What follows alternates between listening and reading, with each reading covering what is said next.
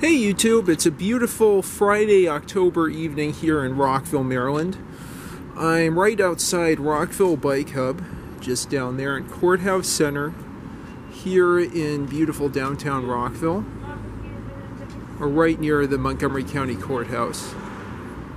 And today I have a real treat for you, a bike that I just found in the donation pile that I decided to buy as is and rebuild for myself. This bike is a burgundy, aged wine colored 1970 Raleigh. You can see it's a Raleigh there. 20. It's called such for kind of an obvious reason. It has 20-inch wheels.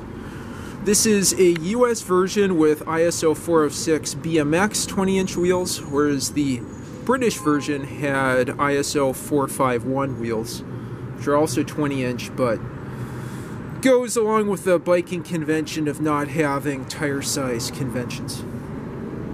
It is kind of rusty, but this is a really beautiful bike and a really classic, well-built folding steel bike. It was unique amongst the 50s, 60s, and 70s folders in its horizontal, what would you call that? Yeah, horizontal cut and fold. It's horizontal hinge as opposed to a vertical one you saw in those pretty famous, I guess, French, Italian, and Spanish U-frame bikes.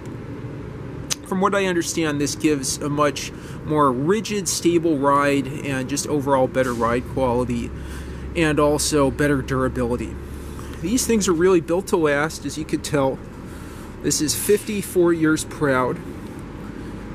Let's take a look at all the components on here. It has kind of a hodgepodge of parts. This has been built up and modified by whoever had it before donating it. Plus, I've done some changes to it already. So I guess we can start with the crank. Here is a cothered crank with those beautiful Raleigh swans. I'm going to talk in a future video about how you can use a ball joint separator as a cotter press. It is possible to substitute this crank out for a 3-piece crank, but that involves facing the bomb bracket or getting a special universal bomb bracket replacement. It's just a very particularly weird shell length, and it's also 26 TPI as opposed to 24 TPI. So honestly, I'm going to keep it as is, but later this evening I'm going to remove the crank using the cotter press. I'm letting this sit with PB Blaster on the cotter pins and on the cups, so I'll be able to take those out fairly easily. But that's really what I'm going to get to next. So there we have it. So we have nice, beautiful swans in this cothered crank here. Original pedals that need some work. Let's see. I guess the classic part of this is the 3-speed Sturmey Archer AW hub that's built to last hundreds of thousands of miles with little maintenance. I have to get to the other side here. You can start to see it, but I just want to show you how I know this is a 1970, close to 1970 model. You can see there 70 and 3 indicating it's a March 1970 AW hub. And at first that was very dry and gravelly, but after a lot of work flushing this with some PB Blaster WD-40, or maybe not, I don't know if that's so good to put in it. Sorry about the street noise. I later added some Tri-Flow and SA30 motor oil, and it hums absolutely beautifully. So that is great. Really little maintenance, built to last, and I probably don't want to take that apart after watching the RJ the Bike Guy video. That looks like a real pain in the butt. Here's the other side of our cothered crank.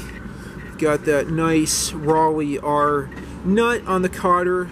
With my non-destructive cotter removal method, I'll be able to get that out.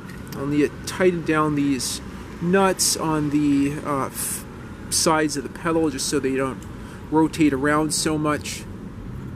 You can see made in England, I guess in Nottingham, but I wouldn't really know.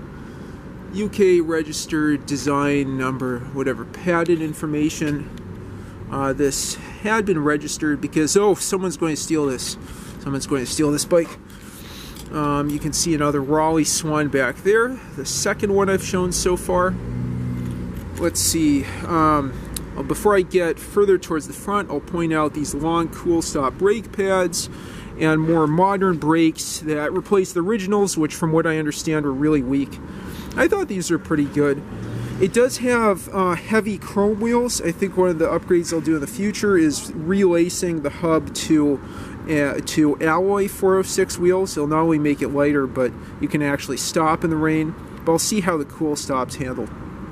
And besides that, whoever had this last put some really nice Schwalbe Marathon Racer tires on there that are very, very puncture resistant. Let's see here. Okay, let me flip to the drive side. That's more interesting. The chain guard is great. Chain guard's really nice there. That, again, further reduces maintenance. Sorry about that. Further reduces maintenance and wear on the chain. I had to add a lot of oil and finesse the hub a lot, but now it seems like it's shifting beautifully into all 3 gears. You can see the more modern Sturmey Archer shifter there. They get that into 2. Oh, that's funny. It's not wanting to shift quite as much now. Oh, there we go. Yeah, it was just something about the pedal positioning. Okay, we have that 2. I just want to point out the indicator chain I've lubed up a good bit, and hopefully we can see that there's just a millimeter of room left in there. Anyway, beautiful bike. Looking forward to working a lot more on this. And I'll just close out with that Raleigh front swan head badge there. With that, thank you all for watching.